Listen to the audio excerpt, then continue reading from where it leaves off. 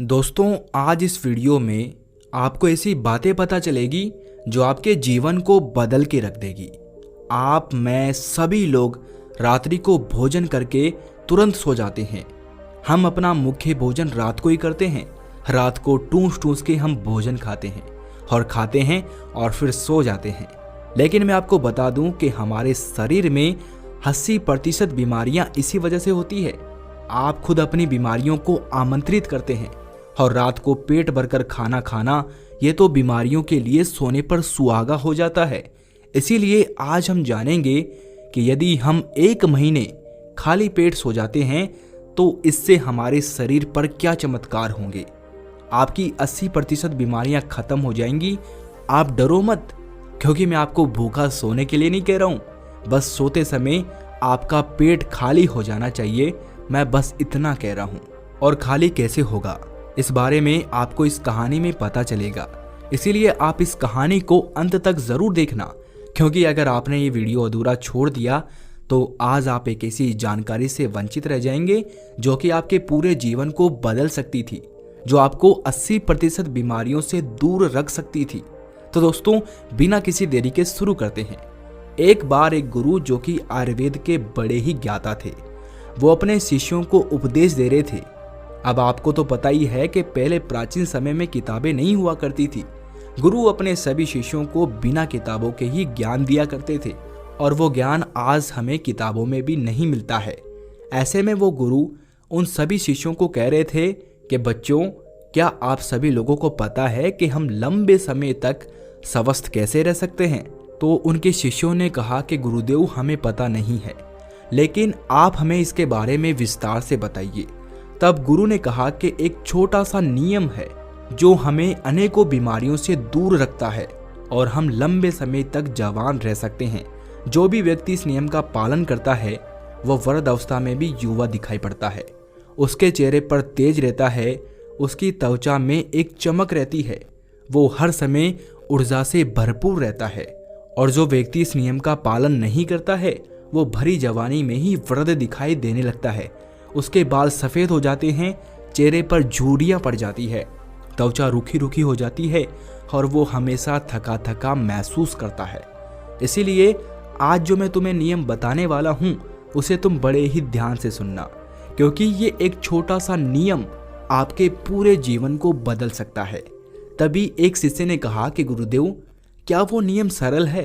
क्या उस नियम को हम सभी आसानी से अपना सकते हैं? शिष्य की बात सुनकर गुरु मुस्कुराए और बोले, हाँ, ये नियम बहुत सरल है और इसे हर व्यक्ति अपना सकता है। तुम भी अपना सकते हो। ये नियम बहुत आसान है, बस तुम्हें इसका ठीक से पालन करना आना चाहिए। तभी वो शिष्य बोला कि गुरुदेव, लेकिन वो नियम क्या है? तब गुरु ने बताया कि वो नियम है कि हमें रात में भूखा सोना चाहिए। गुरु की बात सुनकर शिष्य घबरा गया और गुरु से बोला कि गुरुदेव, ये आप क्या कह रहे हैं?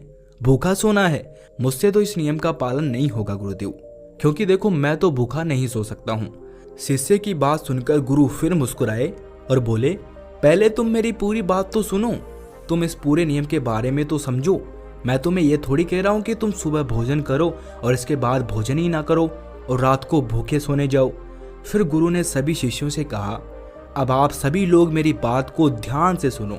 और फिर गुरु ने बताना शुरू किया कि अब तक आपने अपनी जीवन शैली में जो भी बदलाव किए हैं, जिन नियमों का पालन किया है, उन सभी में से जो आज का नियम है वो महत्वपूर्ण है। ये आपको बहुत अधिक लाभ देगा। ये नियम कोई कठिन नियम नहीं है, आप सरलता से इसका पालन कर सकते हैं। इसके लिए सबसे पहले आपको इस बारे में पता होना चाहिए कि हमारे शरीर में एक प्राण शक्ति होती है जो हमारे सभी कार्यों को संपादित करती है। जैसे कि जब हम भोजन करते हैं तो वो प्राण शक्ति हमारे भोजन को पचाने में लग जाती है।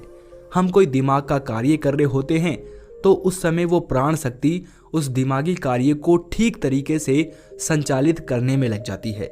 जब हम दौड़ रहे होते हैं तो दौड़ते समय भी हमारी जो प्राण शक्ति है वो कार्य करती है। वो प्राण शक्ति हमारे शरीर के हर कार्य को संपादित करती है। लेकिन यहाँ पर एक बात समझने वाली ये है कि प्राण शक्ति केवल एक समय में एक ही कार्य कर सकती है। अगर आप भोजन करते हैं और भोजन करने के तुरंत बाद अगर आप कुछ गहरी सोच में पड़ जाते हैं तो आपके पाचन तंत्र पर इसका प्रभाव पड़ेगा, क्योंकि जो प्राण शक्ति है वो पूरे तरीके से पाचन पर लगी नहीं पाती है, उसे तो आपने बांट दिया है। प्राण शक्ति का काम था कि जो भोजन आपने खाया है वो उसको पचाए, लेकिन आप तो गहरी सोच में डूब गए और प्राण शक्ति को एक नया काम मिल गया। अगर आप भोजन करने के बाद कोई शारीरिक परिश्रम करना शुरू कर देते हैं या फिर तेज तेज चलना शुरू कर देते हैं तो ये भी ठीक नहीं है, क्योंकि प्राण शक्ति जो पूरी तरह से पाचन पर लगती थी वो अब आपके तेज चलने पर खर्च हो रही है।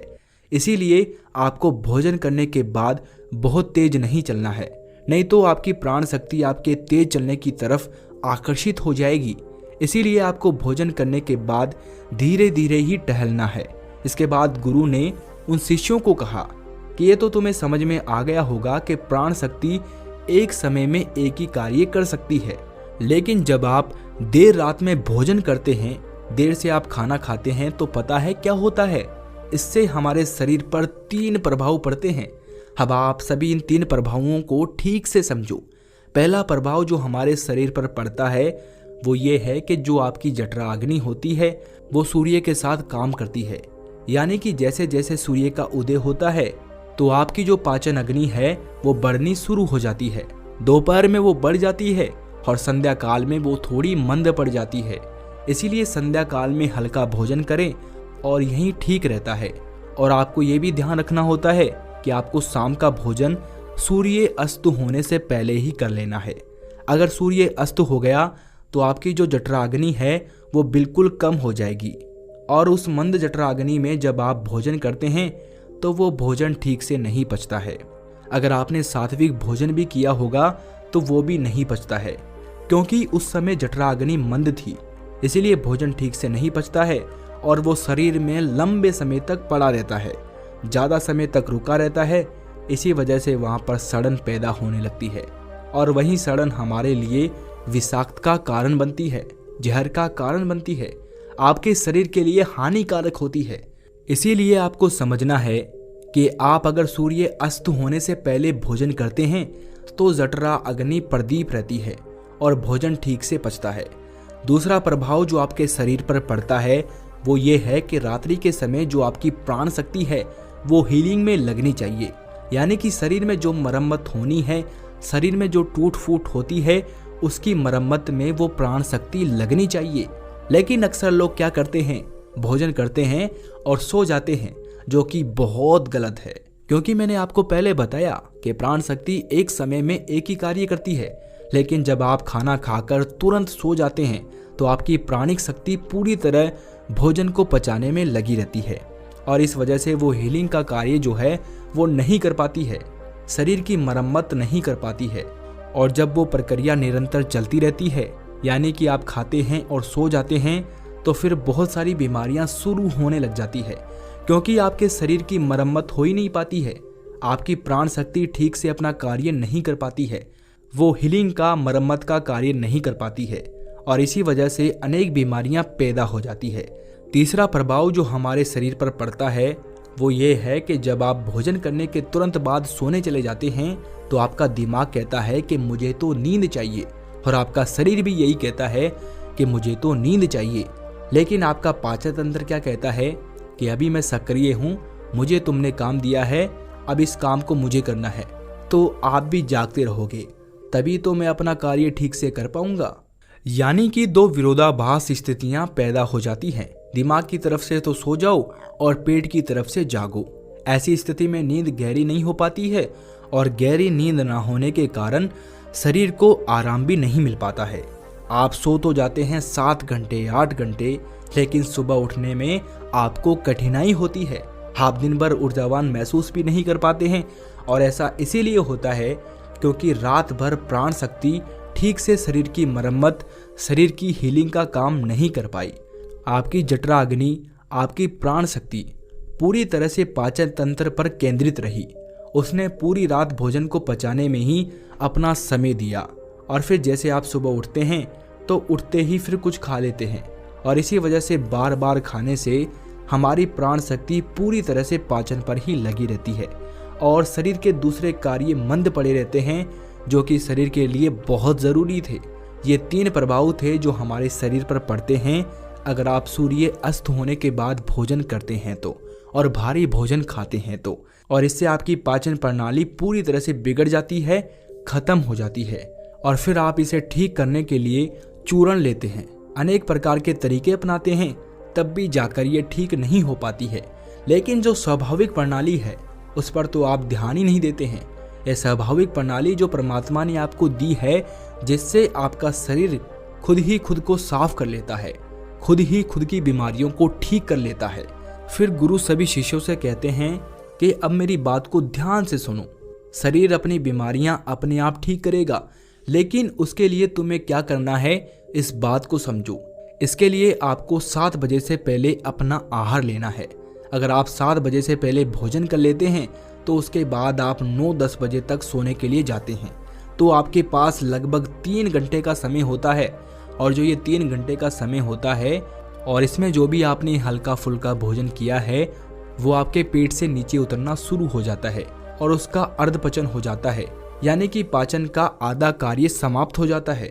उसके बाद आप सो जाते हैं, तो सोने के बाद 1 बजे तक आपका भोजन ठीक से पच भी जाता है। यानी आपने 7 बजे भोजन किया तो आपका आधा भोजन 10 बजे पच गया और जो बचा वो रात्रि के 1 बजे तक पच गया। और 1 बजे के बाद जो आपकी प्राण शक्ति है वो मरम्मत का कार्य करेगी, वो हीलिंग का कार्य करने लग जाएगी। फिर गुरु उन सभी शिष्यों से कहते हैं कि आपकी प्राण शक्ति अपने कार्य को ठीक तरीके से करे। उसके लिए आप 2 तरीकों से भूखा रह सकते हैं। मैं आपको उपहास करने के लिए नहीं बोल रहा हूँ, क्योंकि उपहास करना सबके लिए संभव नहीं है। जो मैं आपको बता रहा हूँ इसको कहा जाता है अर्ध उपहास, या इसे प्रातःकालीन उपहास भी कहते हैं। इसमें आपको उपहास करना है। वो उपहास आपको 16 घंटे का करना होता है और इसकी शुरुआत आप ऐसे कर सकते हैं कि आपने शाम को जो भोजन किया था 7 बजे, उसके बाद अगले दिन आप 7 बजे ही भोजन करें। क्योंकि जब आप 7 बजे भोजन कर लेते हैं तो वो भोजन आपका रात्रि में 1 बजे तक पच जाता है। उसके बाद आपके शरीर के पास लगभग 6 घंटे होते हैं और इस 6 घंटे में प्राण शक्ति शरीर की मरम्मत का कार्य करती है। आप शाम को 7 बजे भोजन करें और उसके बाद सुबह 7 बजे भोजन करें, और ये नियम हर कोई अपना सकता है। ये बिल्कुल सरल है। लेकिन अगर आप रात को 8, 9 या फिर 10 बजे भोजन खाते हैं तो आप अपने इस नियम को बदलें और 7 बजे भोजन खाना शुरू करें, क्योंकि ये छोटा सा नियम आपके जीवन में बड़ा बदलाव करेगा।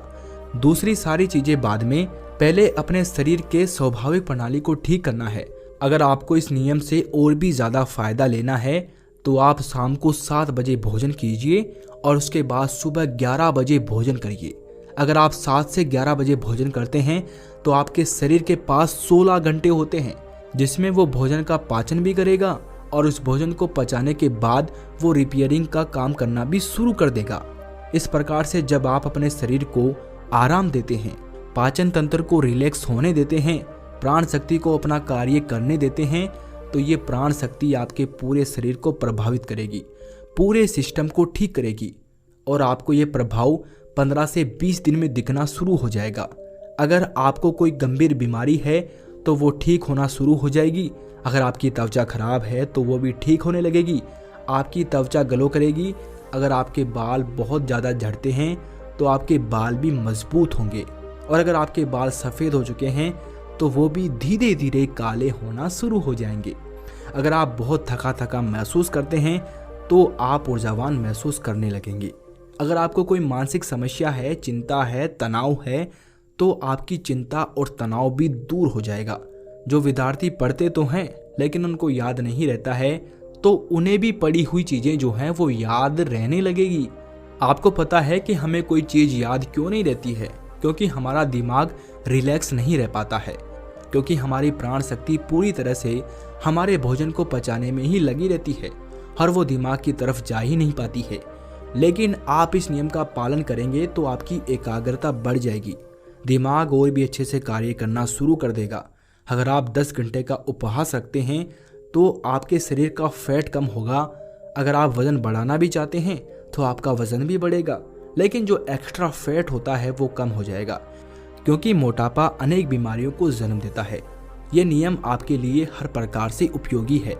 तभी गुरु की बात सुनकर उनमें से एक शिष्य खड़ा हुआ और उनसे बोला कि गुरुदेव, मेरे मन में 2 प्रश्न उठ रहे हैं, कृपा करके आप उनका भी जवाब दीजिए। गुरु ने कहा कि पूछो बेटा, तुम्हारा क्या प्रश्न है। तब शिष्य ने कहा कि गुरुदेव, अगर हम शाम को 7 बजे भोजन करते हैं तो उसके बाद हम 10 बजे तक सोने जाते हैं, तो अगर हमें भूख लगे तो हम क्या करें। शिष्य की बात सुनकर गुरु ने कहा कि बेटा, इसके लिए तुम्हें सबसे पहले ये समझना होगा कि हमारे शरीर की प्रत्येक कोशिका का एक सिस्टम होता है। वो बाहर से कैलोरी लेती है जो हम भोजन खाते हैं, उससे वो ऊर्जा का निर्माण करती है और उसी से हमारा शरीर भी चलता है। लेकिन अगर कोशिकाओं को निरंतर बाहर से आहार मिलता रहता है तो उसी से वो निरंतर ऊर्जा बनाती रहती है। लेकिन जब आप कुछ समय तक भोजन नहीं करते हैं और बाहर से कोशिकाओं को ऊर्जा मिलना बंद हो जाती है, तो ऐसी स्थिति में कोशिकाएं अपने अंदर जो वेस्ट मटेरियल पड़ा रहता है उससे ही, चाहे वो गलत तरीके का प्रोटीन ही क्यों ना हो, कोई बैक्टीरिया ही क्यों ना पड़ा हुआ हो, वो उनका अवशोषण करके ऊर्जा का निर्माण करना शुरू कर देती है। इस स्थिति में कोशिकाओं की सफाई होना शुरू हो जाती है और इस प्रक्रिया को ऑटोफेजी कहते हैं। और इस प्रक्रिया में ये होता है कि जो कोशिकाओं के अंदर एक संरचना होती है जिसे लाइसोसोम कहा जाता है, लाइसोसोम के अंदर कुछ एंजाइम होते हैं और ये एंजाइम जो वेस्ट मटेरियल कोशिका के अंदर है उसका पाचन करके उससे ऊर्जा का निर्माण करना शुरू कर देते हैं।